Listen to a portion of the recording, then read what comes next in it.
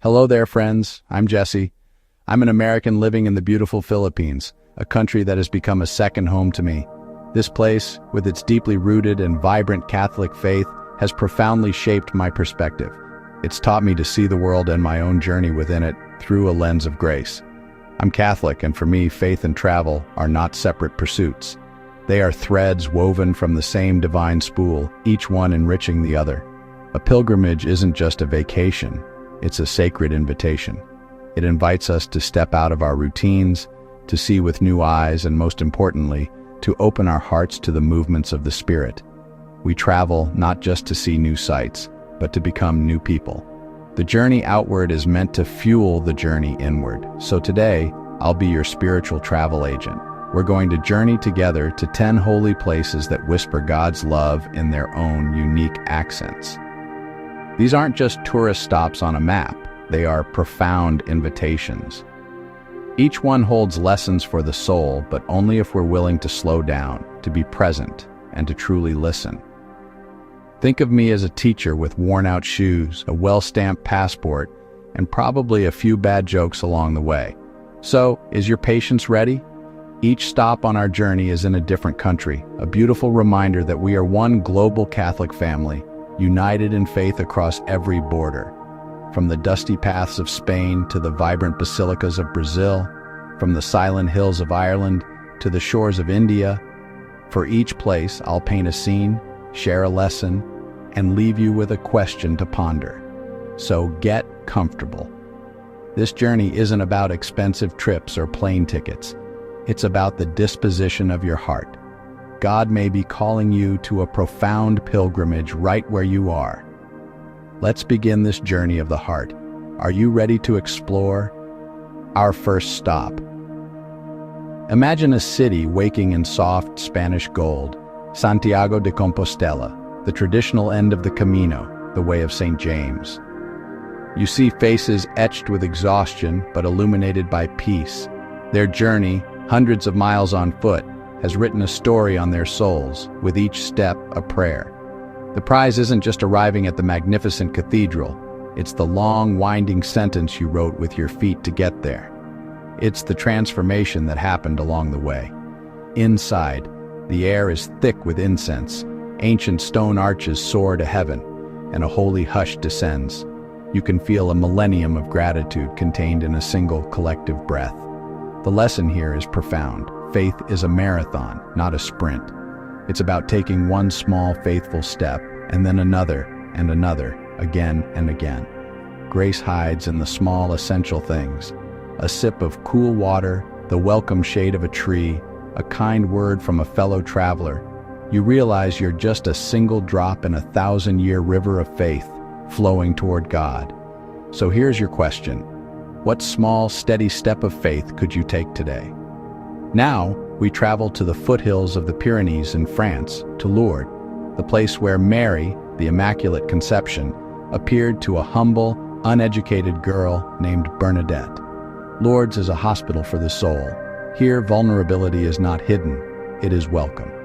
It is a place where human brokenness meets divine mercy head-on. You see a sea of silent prayers rising with the candlelight, and you can touch the grotto rock, worn smooth by the desperate, hopeful hands of millions. The water that flows from the spring is not magical, but it is a powerful, simple sign of the cleansing and healing that God desires for each of us. People come seeking physical miracles, and they do happen. But the deeper lesson here is one of hope. It's the miracle of finding peace even without a cure. At the grotto, all our worldly titles and achievements fade away. We are simply souls standing before God, stripped bare, asking for mercy. And so I ask you, what quiet hope, what hidden brokenness do you carry today? From the quiet reverence of Lourdes, we fly to Mexico City, where the atmosphere at the Basilica of Our Lady of Guadalupe is a fiesta of faith, joyful, musical, and deeply familial. Here, Mary appeared to a poor indigenous man, Juan Diego, affirming his dignity. The message was clear. The humble are seen, known, and deeply loved by God. The miraculous tilma is a visual sermon. It shows the Queen of Heaven as an advocate for the lowly. a mother for the forgotten. This is a place that teaches us that faith can be expressed with uninhibited joy, with song, with our bodies, with our whole hearts. The lesson of Guadalupe is to see God's face in the poor and the marginalized, and to respond not with pity, but with active, joyful kindness. This leads to our question: who in your life needs to be truly seen by you today? Let's cross the Atlantic to County Mayo, Ireland, to the Shrine of Knock.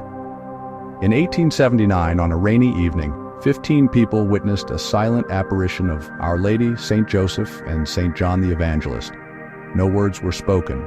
There was only presence, a silent tableau of hope and comfort for a community suffering from famine and hardship.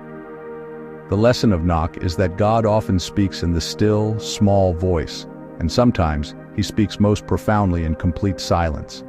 It has become a sanctuary for weary souls, a place for those longing for a peace that the world cannot give.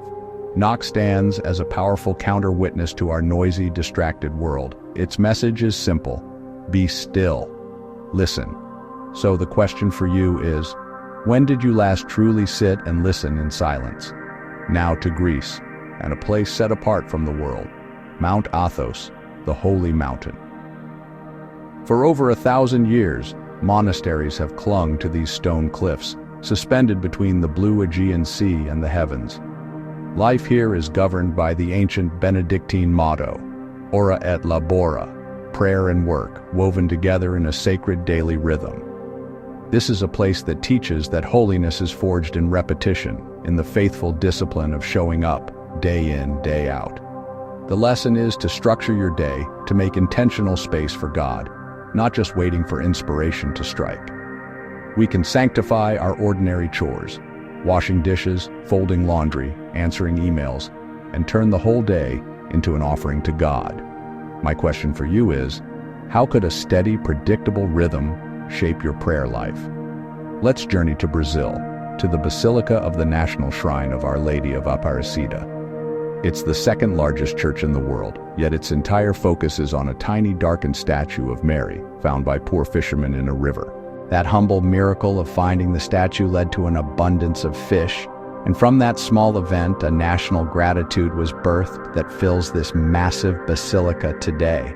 The walls are lined with offerings of thanks, photos, letters, and mementos representing healings, marriages, successful studies, and lives profoundly changed.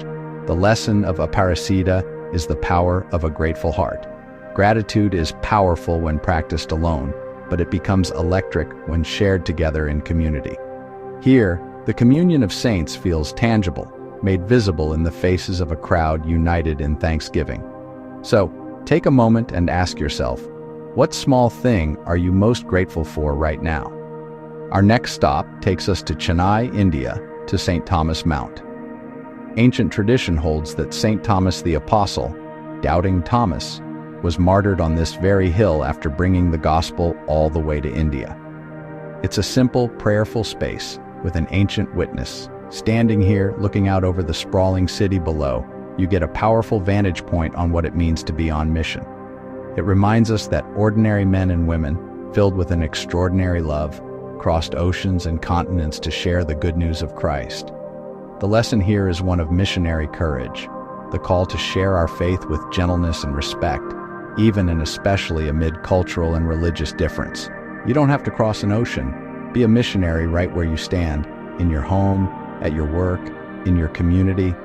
Question: where could you share a kind word or a small, simple sign of your faith today? Now to a place of profound quiet in Turkey, Meryemana Evi, the House of the Virgin Mary. A beautiful tradition holds that Mary lived out her final years here, under the care of St. John the Apostle. This is not a grand basilica. It's a home. You can feel the peace, the spirit of prayer, and the beauty of a hidden, quiet holiness. What's remarkable is that pilgrims of all kinds come here. Christians and Muslims alike bring their tender intentions to Mary, tying them to the prayer wall outside. The lesson is about faithful, hidden care. It's about the holiness found in small, domestic acts of love, caring for family, honoring our elders, and fulfilling our daily responsibilities. It reminds us to create a home for our faith within our own homes, a small corner, an interior refuge where we can meet God.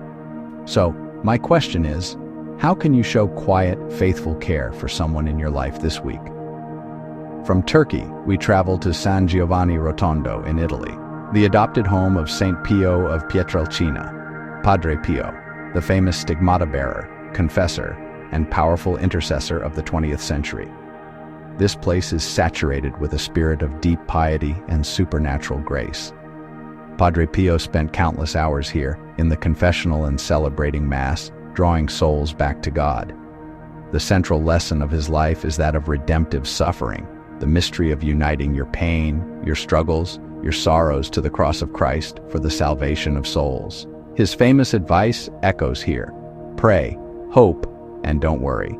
Suffering is not a sign of God's displeasure. In the light of faith, it can become an invitation to love more deeply and to trust more completely.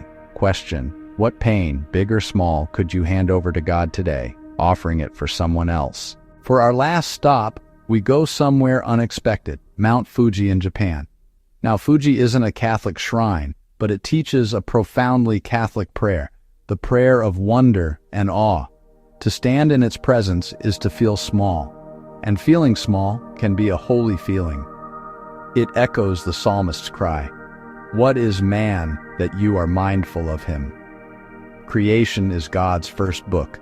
The mountains, the oceans, the stars, they all reveal His glory, His beauty, His power. The deep cultural respect for nature in Japan resonates with our Catholic call to stewardship. Humility before creation honors the Creator.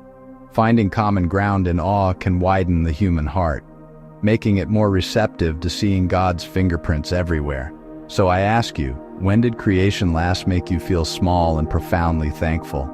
Before we conclude, let's make two more essential stops. First, to Fátima, Portugal. Picture a vast square at night, illuminated not by electric lights, but by a sea of flickering candles held by tens of thousands of pilgrims. You hear the rosary being prayed in a dozen languages at once, a river of Hail Marys rising to heaven. This is the place where Our Lady appeared to 3 simple shepherd children, asking for prayer and penance for the conversion of hearts and for peace in the world. The lesson of Fátima is the power of simple, faithful prayer. It's a call to take up the rosary daily, not as a rote task, but as a weapon of peace and a chain of love connecting us to our Heavenly Mother. Question: where could simple daily prayer bring peace and conversion to your own home? And finally, we must go to the heart of it all, Jerusalem, to the Basilica of the Holy Sepulchre. This ancient, sprawling church is built over the 2 holiest sites in Christendom, the Hill of Calvary and the tomb of Christ's resurrection. The air is thick with 500 years of incense. Bells from different Christian rites, Catholic, Orthodox, Coptic, chime at once. It can feel chaotic, crowded, even messy, but that is the lesson. The cross and resurrection were not neat and tidy events. They meet us right here in our beautiful, complicated, messy humanity. Here, our fractured Christian family prays under one roof, a testament to a unity we long for. The lesson is that our hope is grounded in this empty tomb. This brings us to the most important question of all. What in you needs to die and rise with Christ? We've walked from Spain and Greece to Japan and Jerusalem. God truly speaks in many languages through many cultures. Each of these 12 places is a different facet of His love, a unique invitation to your heart. They teach us persistence, hope, joy, silence, rhythm, gratitude, courage, care, suffering, and wonder. But remember, the journey is not the destination. The goal of any pilgrimage is to return home changed, ready to live out these lessons, ready to serve the poor, to be more grateful, to pray with more fervor. Your greatest pilgrimage? It's the one you walk daily.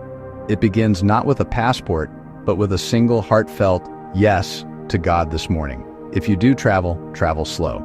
Listen more than you speak. Let your heart, guided by faith, be your compass.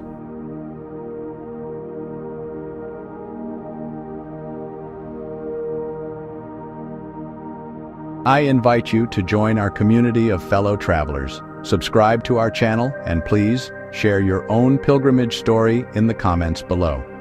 Subscribing is the best way to keep up with our travels and these prayerful explorations we take together. Where has your faith taken you?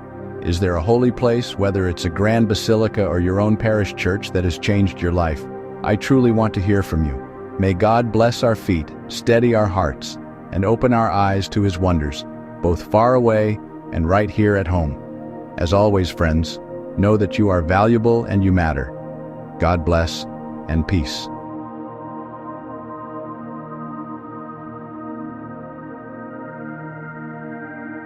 Spiritual pilgrimages that will ignite your soul, faith and travel, threads of one story. Thanks for walking with me today. See y'all next time.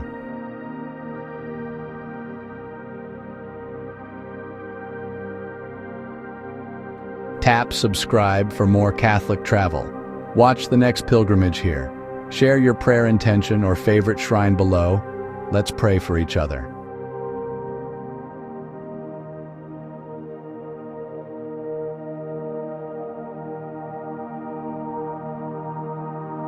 Be respectful, silence, modesty, and no flash inside holy spaces.